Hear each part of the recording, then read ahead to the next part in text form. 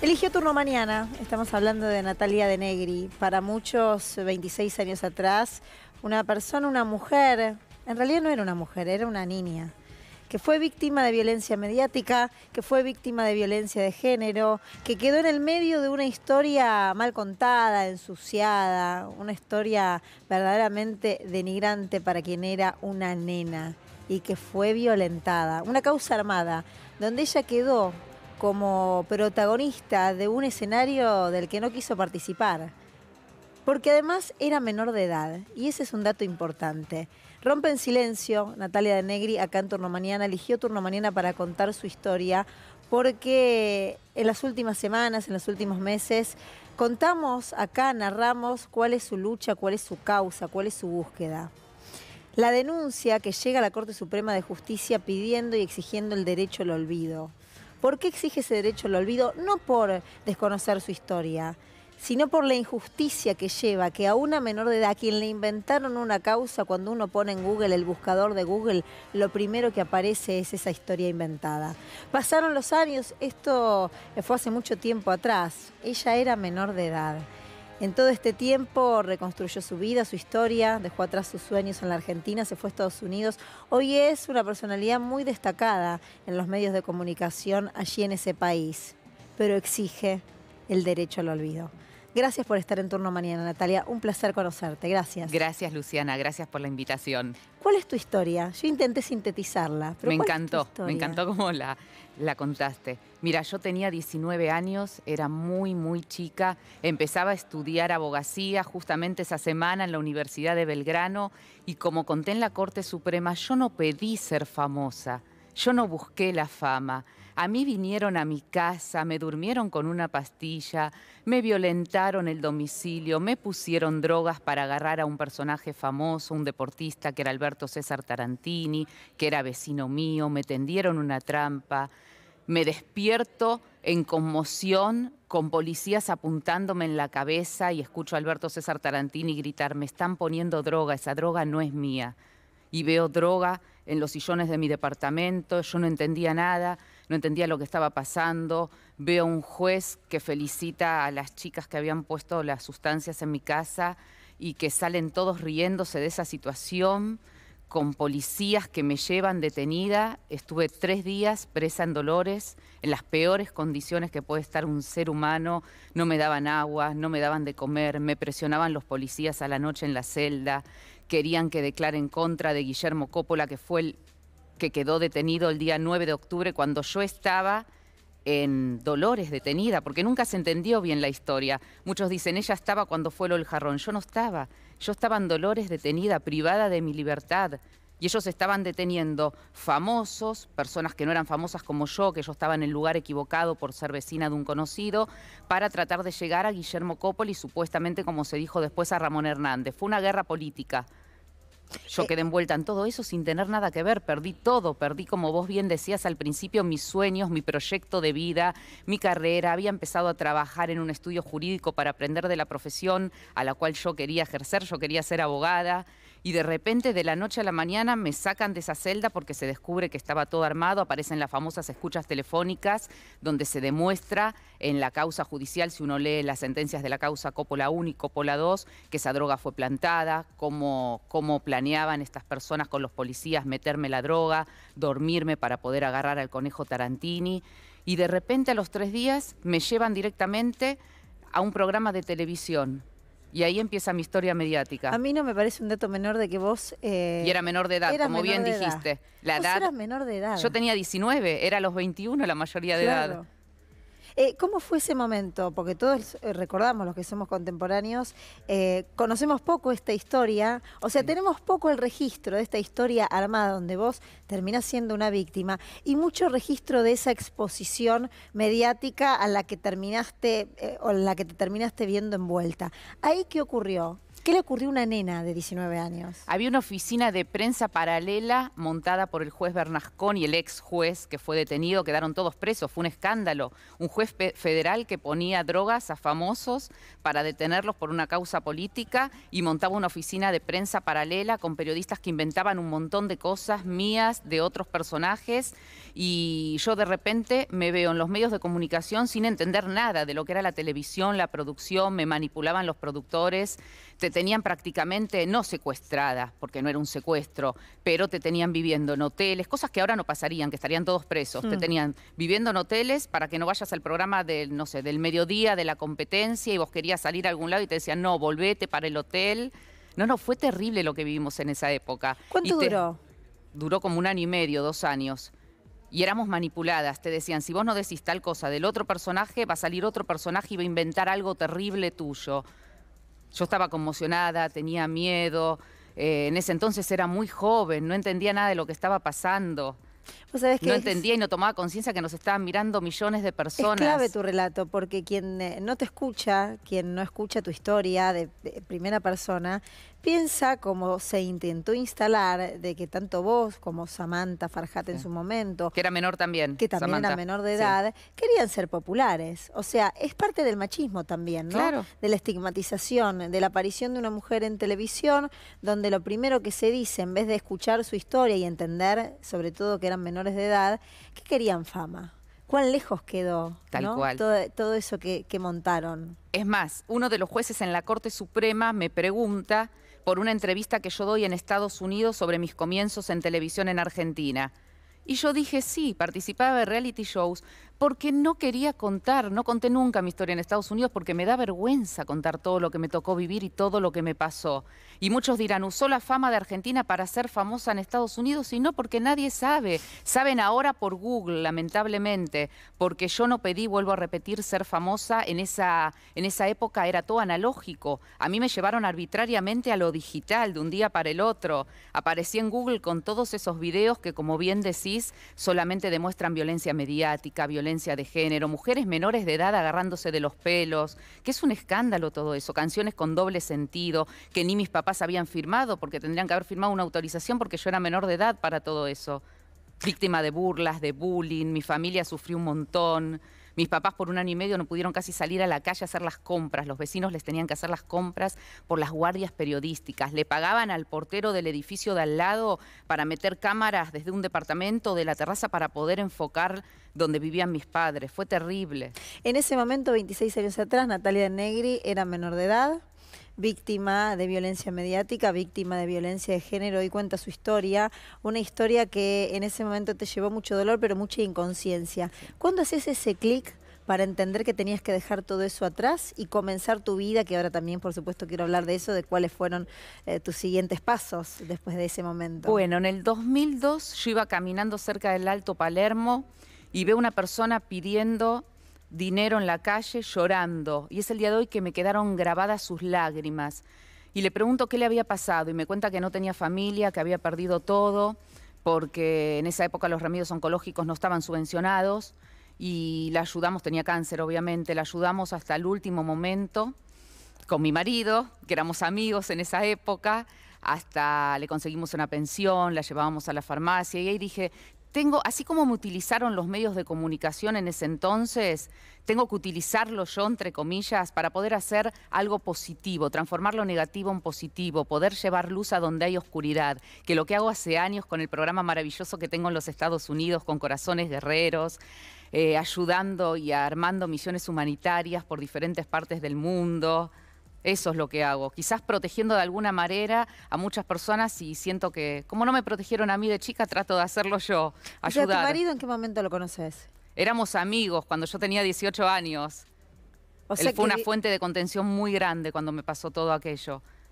Sin él no estaría yo aquí hoy. Él, como amigo tuyo en ese momento, vivió todo lo que vos padeciste. Sí, sí. Después me puse a madrinar también una asociación de niños con TGD.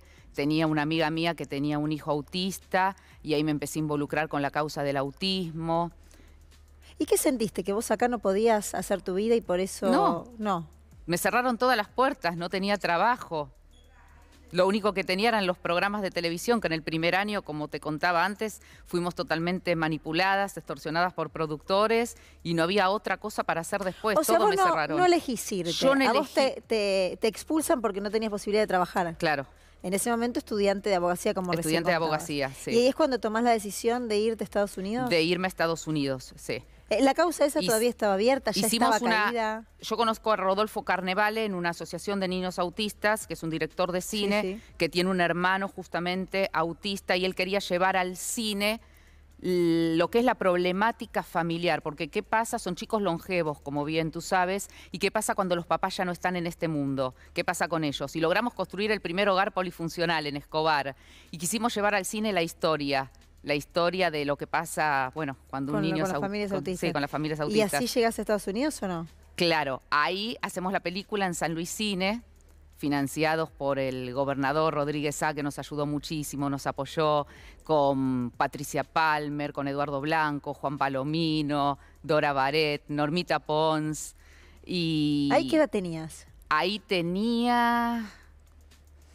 Fue en el 2005, ya habían pasado muchos años de lo del caso. Y en Yo ese ahora tengo momento, 46. que parece El viernes cumplí 46 el día de la audiencia. parece de 30, entonces Ay, uno gracias. pierde la noción del tiempo. Bueno, también. y ahí quedamos seleccionados para un festival de cine en New York. Ganamos el festival de cine con esta película sobre autismo y me llaman de Miami con la propuesta de CNN Latino para hacer un programa periodístico solidario. Veían todas las obras que yo hacía también en Buenos Aires, todo lo que estábamos haciendo con el tema autismo y ahí empieza mi carrera. Empiezo a estudiar, me empiezo a preparar, a estudiar comunicaciones. No fue de un día para el otro y no es, como dicen muchos, que utilicé mi fama de lo que me pasó de chica para llegar a Estados Unidos porque nada que Aparte, ver. lo que vos contás es claro y clave. Fueron algunos años después Sí. de esta causa armada, donde es cierto Mucho que en después. Argentina eras sumamente 10 años famosa después. siendo menor de edad y, repito, utilizada mediáticamente y violentada durante mucho tiempo y que además desconocían tu, entre comillas, protagonismo que habías tomado en la televisión argentina. Nunca Ahora, lo conté en Estados Unidos, jamás me agarré de la fama ¿y de en Estados Argentina. Unidos cómo se enteran? Porque ahí viene la otra parte de la historia que también lleva a que pueda haber un antes y un después a partir de un fallo de la Corte. ¿Cómo se entera? Uno entra a Google y ¿qué pasa ahí? Bueno, en esa época teníamos los teléfonos, me acuerdo, los primeros celulares Claro, StarTax sí, en el año claro. 96. No existía la tecnología, nunca me imaginé que años después me iban a llevar arbitrariamente a la era digital. Y entonces se enteran porque empiezan obviamente a googlear y cuando uno googlea... Que A ver, vamos a entrar, si te Dale, parece. vamos a entrar. Vamos a Igual, Cuando ojo, estuvieron manipulando muchísimo, como hace siempre Google, los algoritmos en esta semana. Han borrado algunos videos, los van subiendo, los van bajando, porque antes estaban todos en primera fila. Es la manipulación de los algoritmos, Claro, porque que es el lo que marcó juicio- ADEPA, uno de los amicus. Eso que es están- importante lo que está diciendo Natalia, porque la denuncia es contra Google, porque cuando vos pones el nombre Natalia de Negri, vamos a entrar ahora a ver qué está pasando, pero ya se da la advertencia a Natalia de Negri que a partir del juicio que llegó a la Corte Suprema de Justicia, empezaron a manipular los contenidos. Esto es YouTube. Ahí está, mira, ahí tenés el video de la famosa canción, una canción con doble sentido, Claro, ahí es lo primero que aparece. Y lo que estás pidiendo que fui vos, víctima Natalia, de burlas, de parodias en el programa también de Marcelo Tinelli, que fue terrible, que había un personaje que hacía de mí, que decían las peores barbaridades con esa canción. O sea, y lo primero que aparece a esto estando en YouTube es todo tu pasado de hace 26 años y lo que vos estás reclamando es el derecho al olvido. Tal No cual. que se olvide la historia, sino que lo primero que aparezca para referenciar a una mujer que tomó otro camino, que tomó otra historia, que construyó su propia historia, no sea eso. O Tal sea, tu cual. reclamo es ese. Ese es mi reclamo. Y tampoco estamos pidiendo que se elimine nada y que se borre nada. Yo no voy en contra de la libertad de expresión. Yo soy periodista, jamás iría en contra de la libertad de expresión. Yo lo que estoy pidiendo es tampoco que se desindexe, no es borrar nada, que no se vincule mi nombre y apellido con esos videos, con los videos de las canciones, con los videos de las peleas. Son peleas que generan violencia de género. Yo no quiero que mis hijos el día de mañana vean eso o que lo vean otros niños, No me porque los parece- estás incitando a la violencia de género y mediática de menores de edad, mujeres peleándose y agarrándose de los pelos y todo armado por productores fue eso. ¿Cuándo se va a expedir la Corte? No sé, la Corte no tiene plazo. Pero ¿cuándo imaginan, cuándo intuyen, cuándo...? Yo creo que va a ser rápida. Que va a ser sentencia, rápida. sí. Ojalá que sea una sentencia ejemplificadora, porque también lo que pasa con este derecho al olvido que está reclamando Natalia de Negri, que a lo largo de todos sus años intentó esto llevarlo a juicio por ella y por muchas más, ¿eh? Por muchas soy la voz de muchas Natalias invisibles que pasan por lo mismo. Totalmente, sí. Que es dramático. Mira qué pasa en Wikipedia. A ver, desde la producción nos metemos en... Dama de compañía. ¿Qué es esto? Fue el día anterior a la audiencia. Me modificaron mi Wikipedia y me pusieron fecha de fallecimiento, 17 de marzo, un día antes de ir a la corte, y dama de compañía de profesión. ¿Pero qué es esto? ¿Cuánta maldad? ¿Quién está detrás de esto? Eso es lo que yo me pregunto. Por eso hay que regular el Internet. No hay ninguna regulación. Fíjate todo lo que pasa con el mundo oscuro también en el Internet, con la pedofilia. Muchísimas cosas pasan. No hay regulación. Esto tendría que ser el principio de un gran debate, un debate que se haga hasta en el Congreso de la Nación. Hay que regular el Internet, hay que regular a Google. Es un gran negocio, una gran industria, la manipulación de los algoritmos y todo lo que llegan a hacer. Un día antes de ir yo a la corte me dan por muerta, es terrible. Es como una amenaza aparte, lo sentí como una amenaza. Totalmente, ¿Sí? Totalmente. ¿Qué relación mantuviste a lo largo de todos estos años con quienes formaron parte de esa causa, Coppola, Tarantini y demás? Y hoy, si te volvieron a contactar, si te volviste a contactar después de lo que pasó. Sí. El Conejo Tarantini se casó con una muy amiga mía, abogada, Adriana. Rehizo su vida, le va súper bien, tiene una familia hermosa. Lo vimos hace un tiempo en Miami, en uno de mis restaurantes que vino a comer. Y a Guillermo lo vi también cuando grabé un documental del fútbol argentino, de la pasión del fútbol para Estados Unidos. Sí. ¿Qué dicen ellos? Que fueron las grandes víctimas también. Ellos ganaron como yo un juicio contra el Estado, yo lo gané el año pasado también, por haber sido víctima de una detención ilegal. O sea que con ellos la relación, ¿con Samantha Farhat tuviste vínculo? No la volví a ver, pero sí, hablé por teléfono con ella. Ella está reclamando algo parecido. ¿Siente lo mismo que sentiste Siente vos? lo mismo. Hoy, sí. después de porque era menor de edad uno también. Asimila todo lo que vivió, sí, ¿no? Sí. Y el tema son los hijos. El bullying en Estados Unidos es muy fuerte. Se suicidan muchos chicos. ¿Tenés hijos? Sí.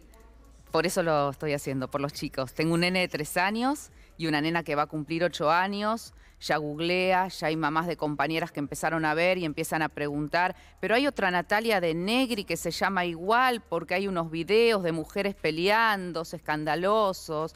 Y es muy difícil. ¿Cómo le explico a una nena de 8 años todo lo que me pasó? O sea que ese fue tu clic, en realidad. Ya estando en Estados Unidos, claro, habiéndote podido desarrollar profesionalmente, siendo, repito, Natalia Negri es una periodista, conductora muy importante en los Estados Unidos. Tengo una productora también. Una productora, digamos, armó su vida, le va muy bien, hoy una vida muy distinta a ese recuerdo que muchos tuvimos de esas apariciones mediáticas que repetimos, fueron producto de una violencia mediática y de una violencia de género que hay que regular desde el Internet para que cuando uno entra a Google no aparezca una historia donde aparece una menor de edad en una situación de muchísima violencia, en una situación donde pasó mucho tiempo y donde hoy su vida es otra. Pero el clic te lo hacen tus hijos. Tal cual, y es un daño silencioso. ¿Por qué yo no soy lo que Google dice que soy? Yo no soy la de esos videos de hace 26 años, no es mi actualidad. ¿Por qué Google decide dónde poner a cada uno y qué poner de la parte de vida, de la historia de cada uno? Y son fragmentos de los videos, nada se va a eliminar, no se va a eliminar información periodística. Es más, los videos van a seguir estando alojados en el buscador. Si vos los querés buscar como Mediodías con Mauro, con otro nombre van a seguir apareciendo. Natalia, ¿qué le dirías? Hay mucha gente que te está mirando, hay mucha gente que te perdió a lo largo de todo este tiempo. Contales con el corazón, ¿cómo ha sido tu vida, cómo ha sido tu historia? ¿Y qué le dirías a todas esas mujeres que también merecen el derecho al olvido? Y otros hombres también. Bueno, mi vida, la verdad, como te contaba antes, es hermosa. Tengo una hermosa familia, un marido que me contiene muchísimo, que me ayudó en las peores épocas por las que tuve que pasar, 2 hijos maravillosos. Como te decía antes, soy productora, tengo una cadena de restaurantes con otros socios argentinos también. Y bueno, creo que de lo que me pasó, como digo siempre, me pude reinventar, pude sacar lo positivo de lo negativo, pero sigo con ese daño silencioso, que a veces tengo pesadillas, que no me deja dormir. No hay derecho, yo fui víctima, yo no cometí ningún delito. ¿Por qué me siguen molestando, torturando con esos videos? El tema del bullying, lo que hablábamos hace un rato. Y un derecho al olvido que es muy necesario. Que es muy necesario regular el Internet. Quizás me están escuchando otras madres ¿Seguro? que tienen hijas, ¿Y que sí? pasaron por cosas similares, o muchas personas, periodistas mismos, como hablaba con Camilo en CNN hace muy poco. Me dijo, el día de mañana puedo ser yo. Y sí. Y sí, puede ser Están tus cualquiera. hijos y tu vida de por medio. Y están tu mis historia. hijos y mi historia. Natalia, gracias por haber venido. Y estoy protegida por la ley de víctimas porque era menor de edad. Y ese no es un dato menor. No. Que tome dimensión la Corte Suprema de Justicia y que falle a favor del derecho al olvido. Muchas gracias. Si no, Gracias, sería volver a revictimizarme. Totalmente, si no lo hacen. es una revictimización en el caso de que eso no pueda ser corregido. Gracias por elegir Turno Mañana, gracias por contar tu historia, que en el fondo esconde la historia de muchas mujeres, de muchas niñas, de muchos adolescentes, que otros se aprovecharon de esa inocencia y que les hicieron padecer durante muchos años. Gracias.